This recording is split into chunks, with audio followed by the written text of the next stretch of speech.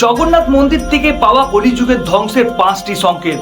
Number 1, Jagannath মন্দিরের নব কালেবেরা উৎসব মানা হয়, যেখানে পুরনো মূর্তিকে পরিবর্তন করে নতুন মূর্তি স্থাপন করা হয়। কিন্তু 2025 সালে এই নিয়ম করার সময় পূজারীদের মধ্যে ঝগড়া লেগে যায়, যার কারণে সঠিক সময়ে মূর্তি পরিবর্তন করা সম্ভব হয়নি, যা কলিযুগের বিনাশের এক বড় সংকেত।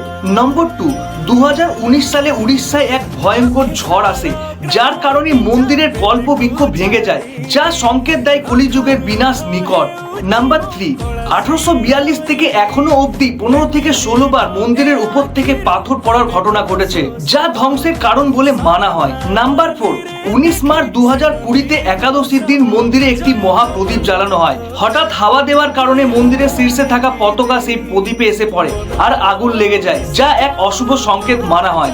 নাম্বার 5, মন্দিরের শীর্ষে থাকা নীলচক্র 2019 সালে সামুদ্রিক ঝড়ের কারণে বেঁকে যায়, যা এক অশুভ সংকেত। ভিডিওটা ভালো লাগলে অবশ্যই চ্যানেলটিকে বিনামূল্যে সাবস্ক্রাইব করে কমেন্টে জয় জগন্নাথ লিখতে ভুলবেন না।